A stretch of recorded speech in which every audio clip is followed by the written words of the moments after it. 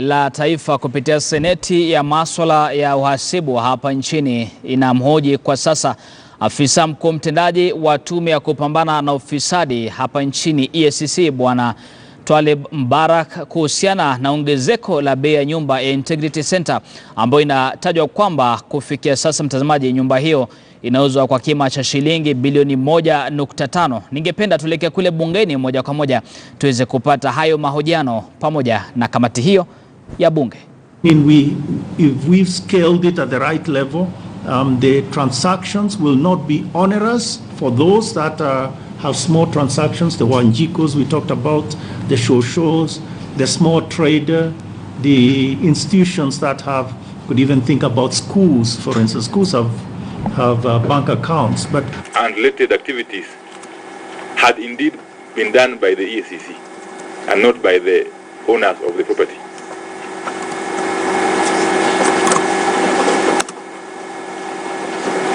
Maybe Deputy Director Administration, take the floor. That is why I brought all this team here. Yeah.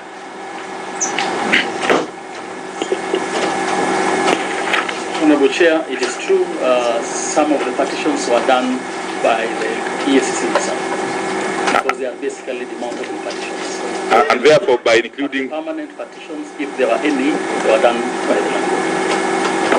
And therefore, by including those partitions in works under these improvements, and therefore the valuation itself, you were basically going to pay for what had been paid for already by the public. I strongly believe that the partitions that were done by the Commission, which are the demountable partitions, were not included. And the ones that may have been referred to in the report are the partitions of the space, the permanent partitions, which even if we were to move out, they remain. Okay, we shall come back to that. Final question. Did you get the physical, what do you call it, the architectural design or drawings of this building before you undertook even to do the evaluation, let alone buying it? Sure. The issue of plans, we have not received them as a commission, but please speak loud, speak loud. We have not received them, but we also expected the National Land Commission to have engaged in the same as they were doing the evaluation. So as we speak, you are sitting on a property which you acquired using taxpayers' money, against which you have got no idea what the plans look like, the designs, and so on and so forth.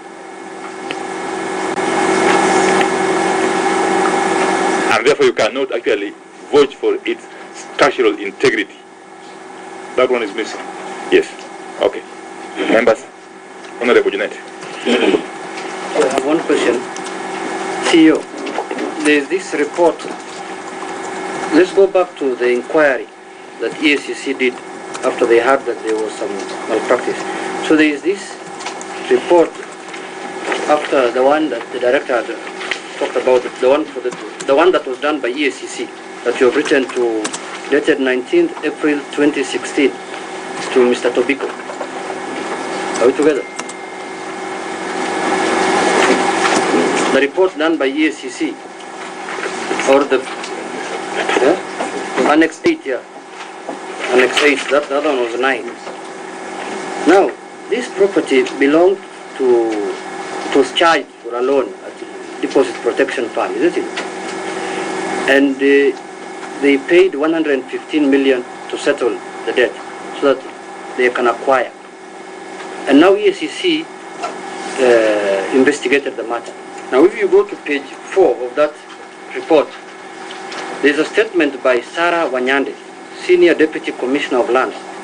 You're saying, the statement says, statement of Sarah Wanyande, Senior Deputy Commissioner of Land has been recorded, CD15. She states that she did not carry out valuation of the subject property. Now, did EACC pick anything about that?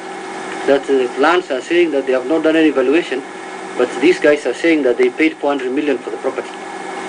How was that ascertained, the stamp duty of 400 million shillings, when there was no valuation, and you have recorded a statement of a Senior Deputy Commissioner who says that we have not done any valuation as Land Ministry? Yeah. Chair, I think we need to get the full statement of this particular individual. Basically, what we are doing here was summarizing our report to the DPP in very short summary. But we'll avail the statement of this particular officer, find out what came out of that particular statement, and any follow-up that was done by the Commission. So it's something we can provide. You are right, Director, you are right. I agree, you can get it. But here, it is very clear that you are telling the DPP that we have recorded her statement, and she said she did not carry out valuation of the subject property. That is, I think, a very clear statement, that no valuation was done. So I wanted to know how the 400 million shillings was value was done.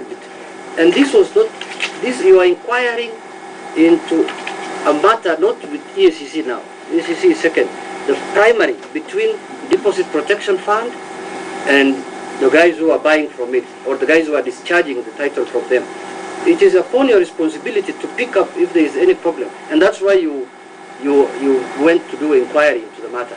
So if the Senior Deputy Commissioner of Lands is saying she did not conduct any valuation on that property, how was the 400 million shillings value arrived at? Correct, yeah. I think, Mheshimiwa, let's understand that this is a private property. Yes. Our job was basically just to investigate whether the transfer was done properly and whether the interest of the depositors who had deposited money with the trust bank was actually taken care of. And if you look at the report, you will realize the rent that actually the Commission paid far much surpassed even the loan that was taken on that particular property. So we were basically looking at, were there officers in the Deposit Protection Fund that were culpable for certain offenses when actually the transfer was taking place. But as to the value of the property, that was not within our mandate at that particular time. So you see, Director, you were very right. This was a private treaty, private engagement. But you see, loss of fund in terms of stamp duty, and when you're doing an inquiry, it's a criminal offense. If somebody, I'm transferring my property in the land ministry now, and I've not paid the right amount of stamp duty, and you have inquired into that, and the director of this lady, the deputy commissioner, says, I have not done valuation into that building. It is now your responsibility to pick up from there why valuation was not done by the Ministry of Land.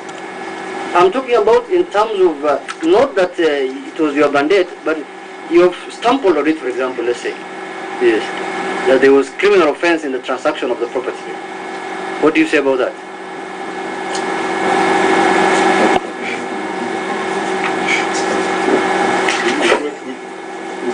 Good director. Yeah. Chair, thank you, and thank you for that question. As indicated by the Director Investigations that this was private property, ordinarily in comprehensive matters, the purchaser and the seller can indicate the price that they have deemed that was the purchase price in the transfers. And once it is presented at Land's office, at times the registrar takes that as the valuation based on the information that they may have of the market value in the area. But if they are in doubt, they undertake a valuation of the property to see whether the 400 million or whichever price had been declared is the probable market value of the parcel of land.